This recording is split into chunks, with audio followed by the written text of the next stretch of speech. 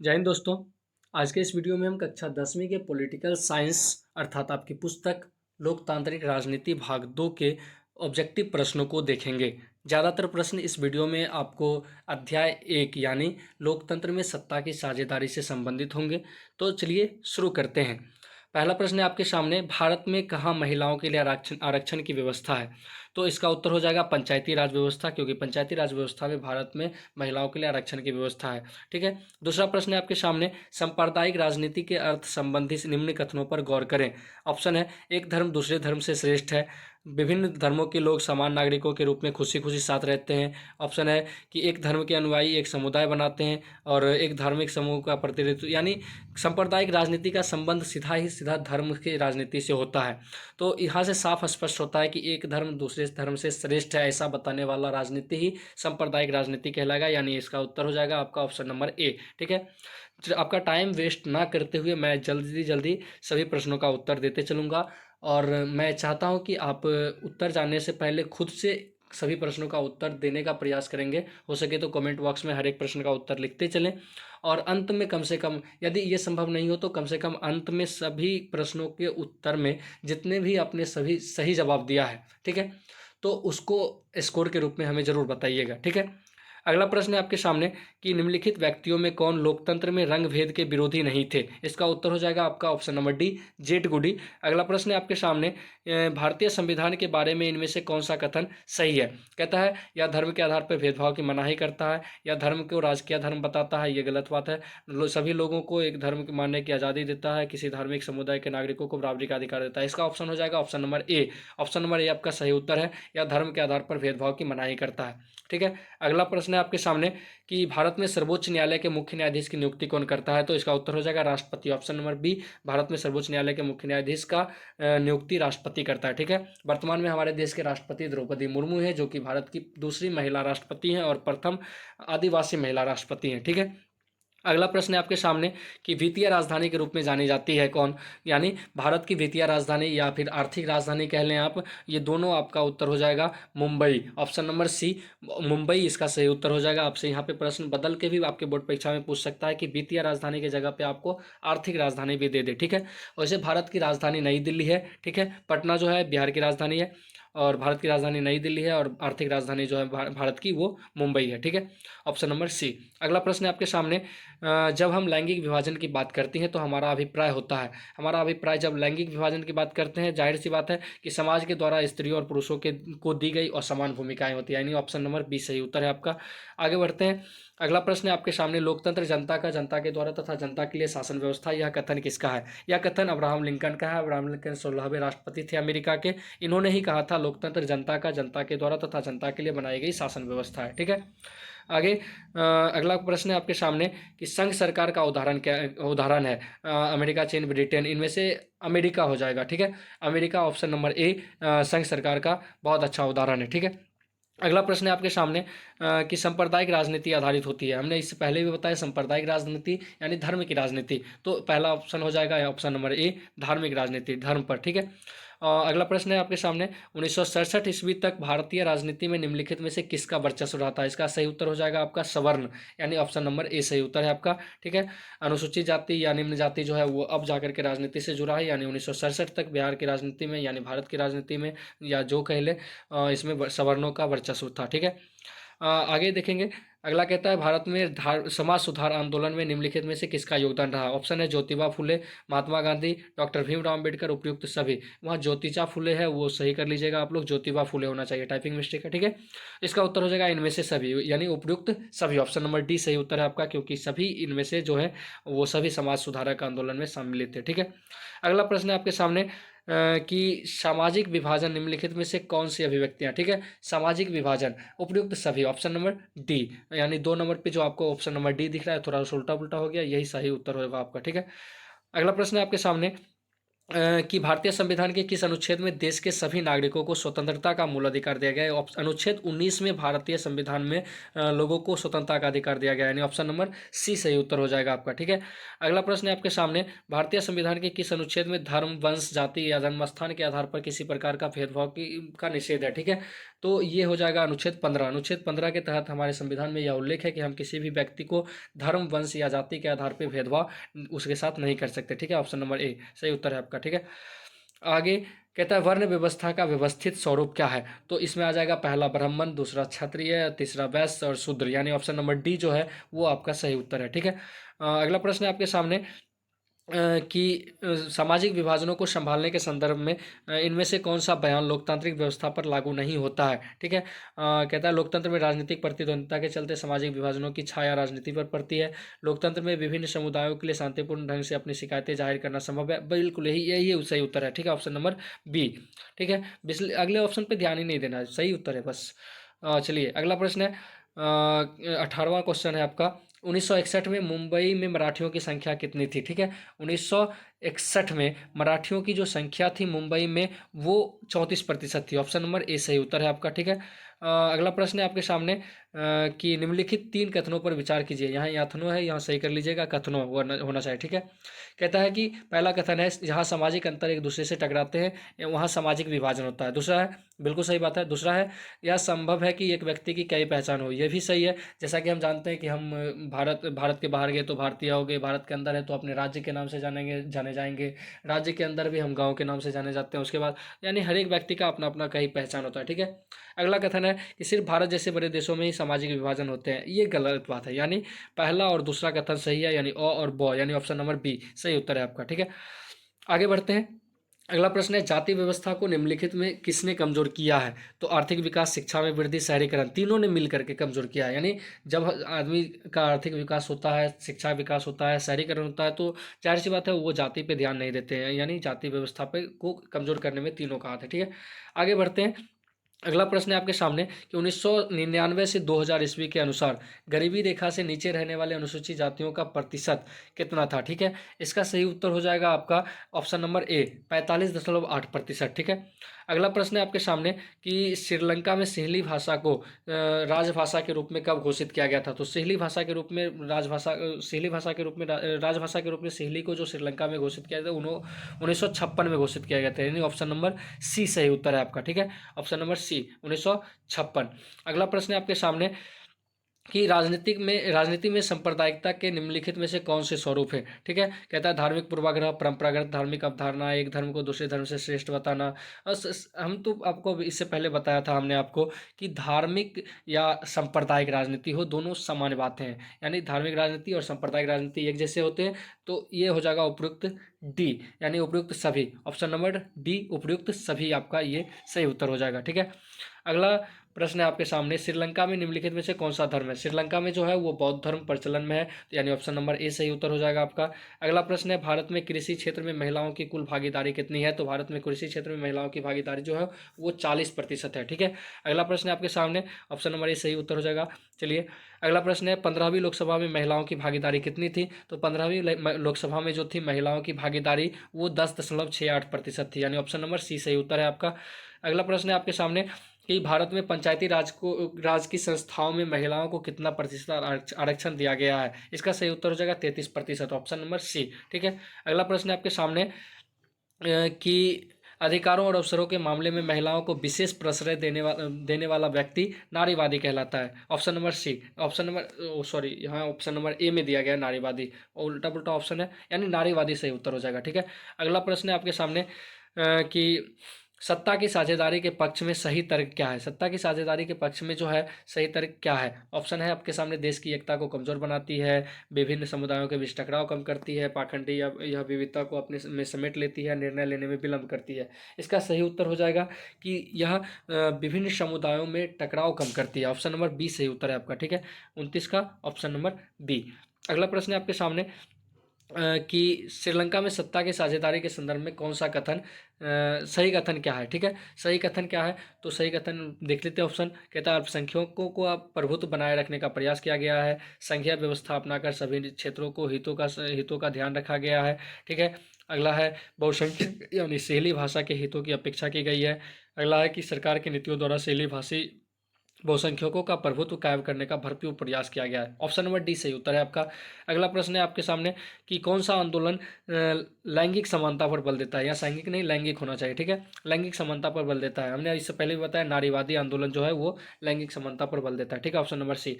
अगला प्रश्न है आपके सामने निम्नलिखित में कौन सा कथन गलत है। गलत वाले प्रश्नों पर ज़्यादा ध्यान दीजिएगा। ऑप्शन है कि लोकतंत्र में सामाजिक विभेद के आधार पर देश को विखंडित करने में सहायक होता है, लोकतंत्र में सामाजिक विभेद का राजनीति पर अवश्य प्रभाव पड़ता है।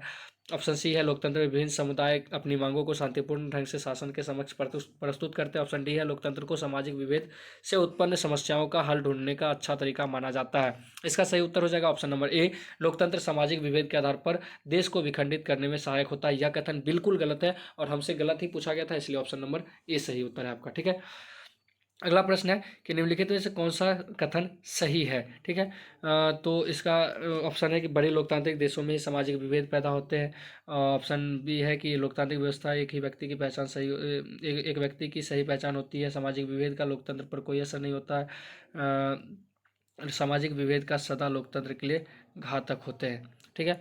इसका ऑप्शन हो जाएगा ए, ठीक है, ऑप्शन नंबर ए सही बात है, ठीक है, ऑप्शन नंबर ए। अगला है 34वां प्रश्न है आपके सामने, किस देश को सामाजिक विभेद के कारण विखंडन का सामना करना पड़ा था, यानी किस देश को सामाजिक विभेद के कारण विखंडन का सामना करना पड़ा था। ऑप्शन है भारत, बेल्जियम, यूगोस्लाविया, श्रीलंका। इसका उत्तर हो जाएगा यूगोस्लाविया, ठीक है, ऑप्शन नंबर सी यूगोस्लाविया। अगले प्रश्न की ओर बढ़ते हैं। अगला प्रश्न है आपके सामने कि इंग्लैंड में महिलाओं को वयस्क मताधिकार कब मिला था। इंग्लैंड में जो महिलाओं को वयस्क मताधिकार मिला था, यानी वोट देने का अधिकार जो मिला था, वो जो मिला था ये 1928 में मिला था। ऑप्शन नंबर सी सही उत्तर है आपका, ठीक है, 1928। अगला प्रश्न है आपके सामने कि निम्नलिखित में से भारत के लिए कौन सा कथन सही है।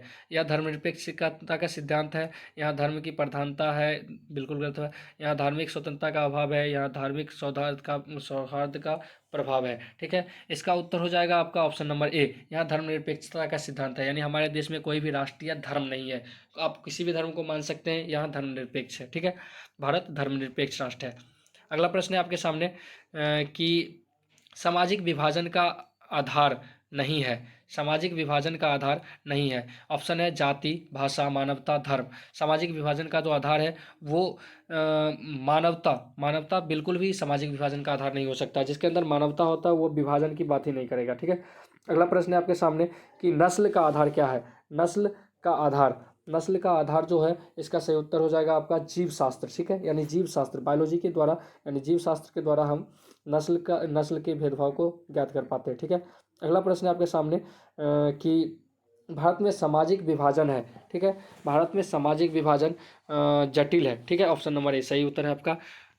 चलिए अगला प्रश्न है आपके सामने कि मुंबई में उत्तर भारतीय हिंदी भाषी लोग माने जाते हैं, इसको गरीब भैया कहेंगे। ऑप्शन नंबर सी, ठीक है, ऑप्शन नंबर सी सही उत्तर है आपका, ठीक है। अगला प्रश्न है आपके सामने कि असम में बिहारियों पर होने वाले अत्याचार का आधार क्या था। वो बिहारियों पर असम में ये क्षेत्रवाद था। ऑप्शन नंबर सी, ठीक है, ऑप्शन नंबर सी सही उत्तर है आपका। अगला प्रश्न है आपके सामने कि दलित और महादलित का एक नया पहचान बना है। बिहार इसका सही उत्तर हो जाएगा, दलित और महादलित का नया पहचान हमारा बिहार बना है, ठीक है। अगला प्रश्न है आपके सामने कि बांग्लादेश का उदय कब हुआ। बांग्लादेश का उदय जो है ऑप्शन क्या है 1970, 1971, 1972, 1975। बांग्लादेश का उदय 1971 जब इंदिरा गांधी का शासन था, तो यहाँ पे भारत से जो अलग हुए थे देश पाकिस्तान, तो पाकिस्तान ही कब्जा करना चाहता था बांग्लादेश पे, ठीक है। तो इसकी इतिहास है, इसका बहुत बड़ा इतिहास है, आप लोग आगे के इतिहास में पढ़िएगा। तो बांग्लादेश को आज़ाद करवाने का श्रेय हमारे भारतीय सैनिकों को जाता है और 1971 में बांग्लादेश को आज़ाद किया गया था पाकिस्तानियों से, ठीक है। अगला प्रश्न है आपके सामने, लोकतंत्र एक शासन व्यवस्था है। लोकतंत्र लोगों का शासन व्यवस्था है, ठीक है, लोगों का, लोगों के द्वारा, लोगों के लिए, यानी तीनों ऑप्शन सही है, यानी उपयुक्त में से सभी, ठीक है, यानी 44 का जो है ऑप्शन नंबर डी सही उत्तर हो जाएगा आपका, ठीक है। अगला प्रश्न है आपके सामने, भारत में किस तरह का लोकतंत्र है। प्रत्यक्ष, अप्रत्यक्ष और ख दोनों, इनमें से कोई नहीं। भारत में जो लोकतंत्र है वो आपका जो है ऑप्शन नंबर बी अप्रत्यक्ष लोकतंत्र है, ठीक है, भारत में अप्रत्यक्ष लोकतंत्र है। अगला प्रश्न है आपके सामने, निम्नलिखित में से कौन ईसाई बहुल देश है। ऑप्शन है उत्तरी आयरलैंड, नीदरलैंड, ए और बी दोनों, इनमें से कोई नहीं। ठीक है, इसका सही उत्तर हो जाएगा ए और बी दोनों, यानी उत्तरी आयरलैंड और नीदरलैंड दोनों ईसाई बहुल देश है। ठीक है, अगला प्रश्न है आपका, झारखंड राज्य का गठन कब हुआ था? झारखंड जो है हमारे बिहार से अलग हुआ था 15 नवंबर 2000 को। इसका ऑप्शन नंबर सी सही उत्तर हो जाएगा। ठीक है, अगला प्रश्न है आपके सामने कि संविधान का कौन सा अनुच्छेद धर्म, वंश, जाति या स्थान के आधार पर किसी प्रकार का भेदभाव का निषेध करता है?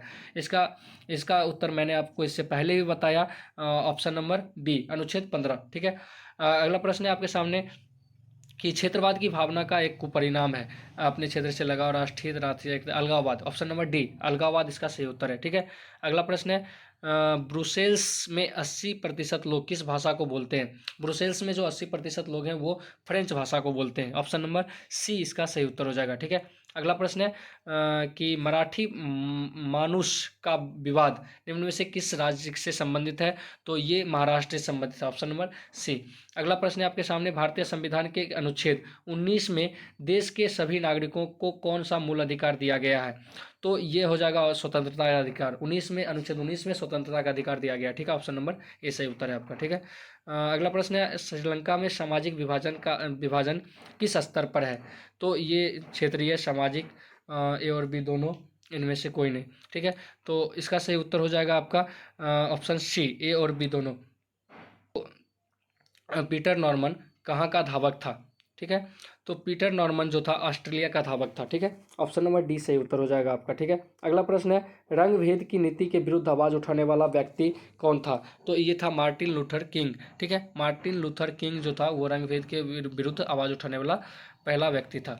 अगला प्रश्न है कि मैक्सिको ओलंपिक की घटना एक उदाहरण है। मैक्सिको ओलंपिक में जो था वो रंग भेद किया गया था, यानी ऑप्शन नंबर ए सही उत्तर है आपका। ठीक है, मैक्सिको ओलंपिक रंग भेद का घटना का उदाहरण। ठीक है, अगला प्रश्न है आपके सामने, कि इनमें से किसकी शुरुआत जर्मनी से हुई थी? जर्मनी से जो शुरुआत हुई थी, ऑप्शन है नक्सलवाद, माओवाद, नाजीवाद की शुरुआत जर्मनी से हुई थी। ठीक है, और इसके प्रवर्तक हिटलर को माना जाता है। ठीक है, आगे पढ़िएगा आप लोग। अगला प्रश्न है, कि निम्नलिखित व्यक्तियों में कौन लोकतंत्र में रंग विरोधी नहीं थे? ठीक है, इसका ऑप्शन नंबर डी जेड गुडी। ठीक है, इससे पहले भी ये रिपीट क्वेश्चन हो गया। ठीक है, अगला प्रश्न, श्रीलंका में भेदभाव का आधार क्या है? तो श्रीलंका में भाषा आधार पर भेदभाव। ठीक है, ऑप्शन नंबर सी से उत्तर है।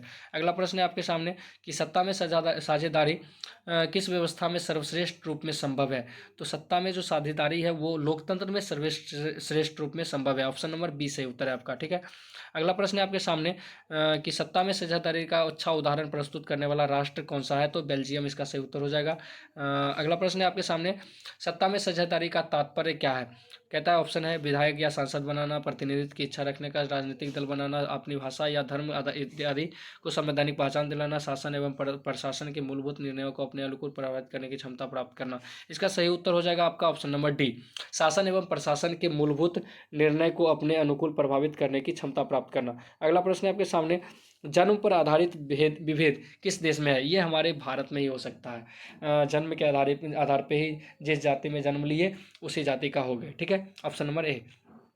अगला प्रश्न है, कि भाषाई आधार पर बनने वाला प्रथम राज्य, भाषाई आधार पर बनने वाला प्रथम राज्य आंध्र प्रदेश है। और ये बहुत ही इंपॉर्टेंट प्रश्न है, आप इसको रट्टा मार के पी जाइए। ठीक है, घोर के पी जाइए इसको, जैसे भी पी जाइए, लेकिन पी जाइए। भाषाई आधार पर बनने वाला प्रथम राज्य जो है वो आंध्र प्रदेश है। अगला प्रश्न है आपके सामने, कि विविधता और विभेद किसी राष्ट्र के लिए है? तो विविधता और विभेद कहता है केवल नकारात्मक, केवल सकारात्मक, नकारात्मक सकारात्मक दोनों, इनमें से कोई भी नहीं। तो इसका सही उत्तर हो जाएगा नकारात्मक एवं सकारात्मक दोनों। विविधता जो है किसी राष्ट्र के लिए नकारात्मक भी है और सकारात्मक भी है। अगला प्रश्न आपके सामने, सत्ता की साझेदारी सही है क्योंकि यह विविधता को बढ़ाती है, देश की एकता को कमजोर करती है, फैसला देने में देर करवाती है, समुदाय विशेष के टकराव कम करती है। इसका ऑप्शन नंबर डी सही हो जाएगा। ठीक है, ऑप्शन नंबर डी विभिन्न समुदायों के बीच टकराव कम करती है। अगला प्रश्न है आपके सामने, कि निम्नलिखित में से कौन सामाजिक विभाजन का तरीका नहीं है? तो ऑप्शन है क्षेत्रीयता की भावना, नस्ल एवं रंग, सरकारी नौकरी, भाषा। तो सरकारी नौकरी कभी भी सामाजिक विभाजन का तरीका नहीं हो सकता है। क्षेत्र की भावना पे हम लोग सामाजिक विभाजन करते हैं, भाषा के आधार पर करते हैं, नस्ल के या रंग के आधार पर करते हैं। तो इसका उत्तर हो जाएगा ऑप्शन नंबर सी। ठीक है, अगला प्रश्न है आपके सामने, कि निम्नलिखित में से किस देश को धार्मिक और जातीय आधार पर विखंडन का सामना करना पड़ा था। ये क्वेश्चन शायद रिपीट हो रहा है, तो इसका सही उत्तर हो जाएगा ऑप्शन नंबर सी, यूगोस्लाविया। ठीक है, अगला प्रश्न है आपके सामने कि लोकतंत्र में देखने को मिलता है। अगर ऑप्शन है टकराव एवं विभिन्नता के में सामंजस्य स्थापित करना, जातिवाद को बढ़ावा देना, धार्मिक आधार पर लोगों से विभेद पैदा करना, क्षेत्रीयता के आधार पर अलग राज्य का गठन करना। ठीक है, इसका सही उत्तर हो जाएगा आपका ऑप्शन नंबर ए, यानी लोकतंत्र में जो है टकराव और विभिन्नता में सामंजस्य स्थापित किया जाता है। ठीक है, ऑप्शन नंबर ए सही उत्तर है आपका। अगला प्रश्न है आपके सामने, सामाजिक विभाजन को संभालने में इनमें से कौन सा कथन लोकतांत्रिक व्यवस्था पर लागू नहीं होता है। जब नहीं होता वाला क्वेश्चन रहे तो उसको गौर से ऑप्शन उसका पढ़ना चाहिए। ठीक है, ऑप्शन है कि लोकतंत्र में राजनीतिक प्रतिद्वंदता के कारण सामाजिक विभाजन की छाया राजनीति पर पड़ती है। ये क्वेश्चन भी शायद रिपीट हो रहा है, तो इसका उत्तर हो जाएगा आपका ऑप्शन नंबर डी, लोकतंत्र सामाजिक विभाजन के आधार पर समाज को विखंडन की ओर ले जाता है। ठीक है, अगला प्रश्न है, हम आपका समय चाहते हैं नहीं बर्बाद हो, इसलिए फास्ट खींच रहे हैं। आप लोग अगर समझना चाहें तो दोबारा से वीडियो को देख लीजिएगा। ठीक है, हमको नहीं लगता है कि दोबारा देखने की ज़रूरत पड़ेगी, आप लोगों को एक बार में ही समझ में आ जाएगा। ठीक है, और साथ ही साथ आप अपना स्कोर काउंट करते जाइएगा, वीडियो के लास्ट में ज़रूर अपना स्कोर बताइएगा। ठीक है, अगला प्रश्न है आपके सामने, जाति पर आधारित विभाजन कहाँ है।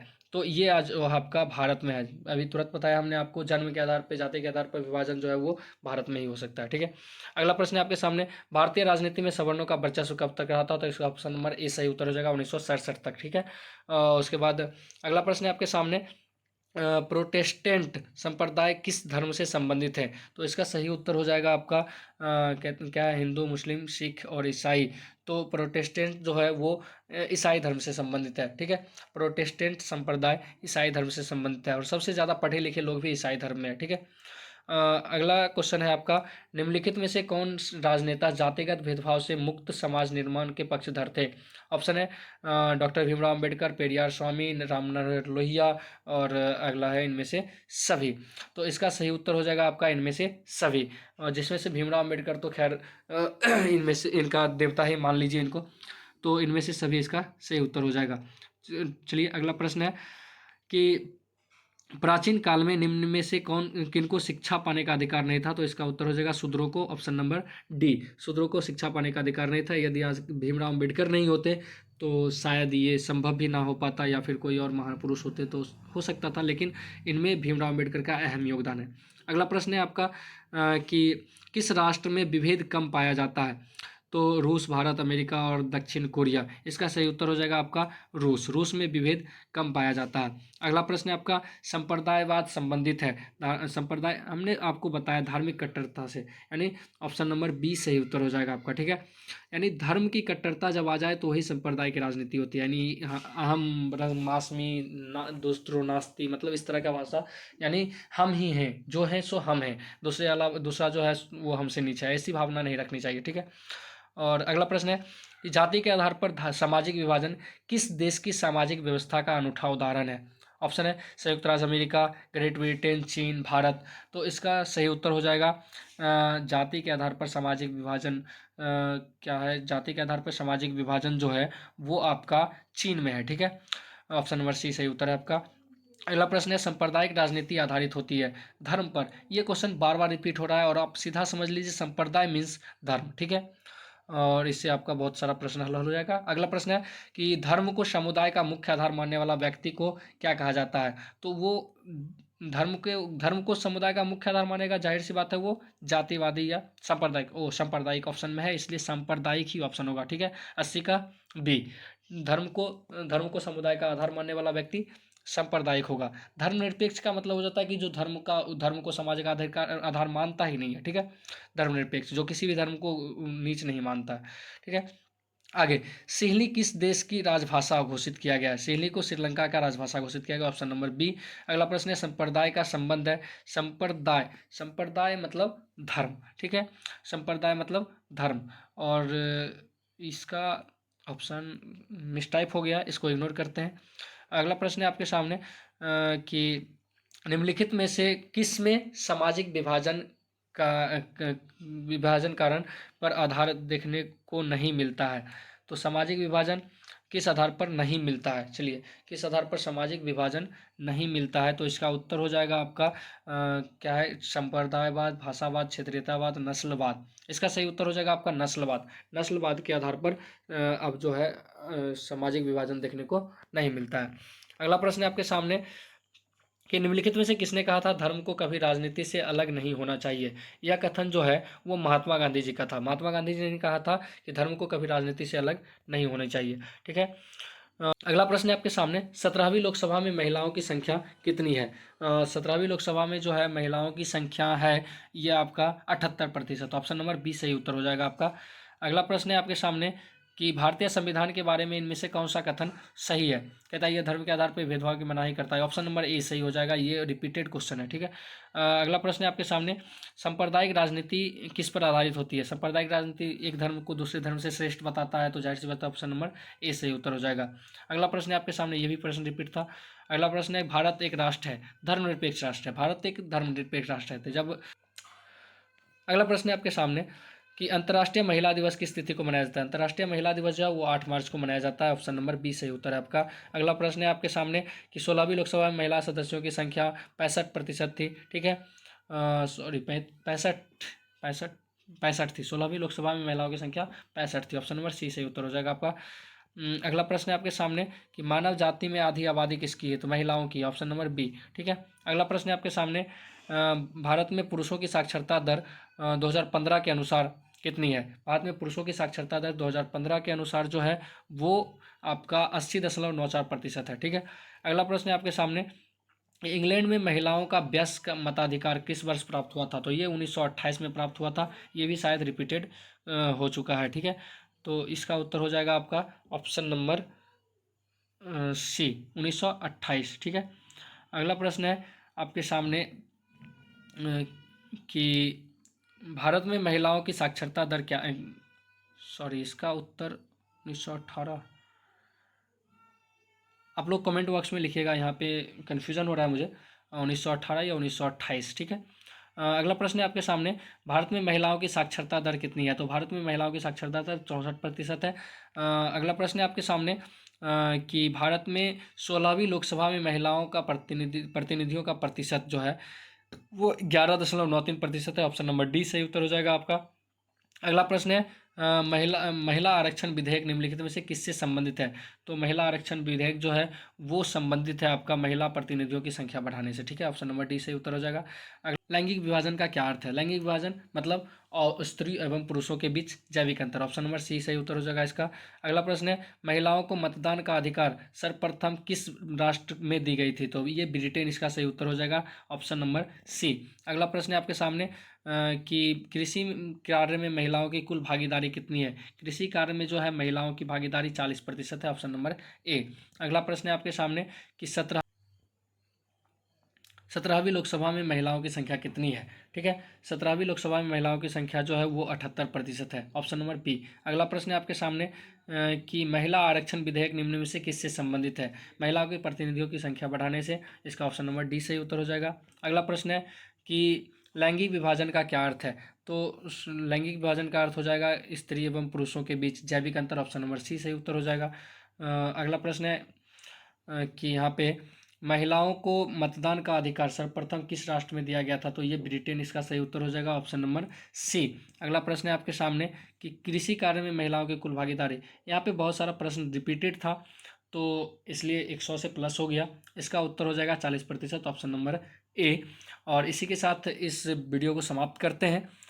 वीडियो छोड़ने से पहले कमेंट बॉक्स में अपना स्कोर ज़रूर बताइएगा और ये भी बताइएगा कि वीडियो आपको कैसा लगा। ठीक है। आगे आपको किस अध्याय से और किस टॉपिक से वीडियो चाहिए ये भी आप अपना कमेंट बॉक्स में बताने का प्रयास करेंगे।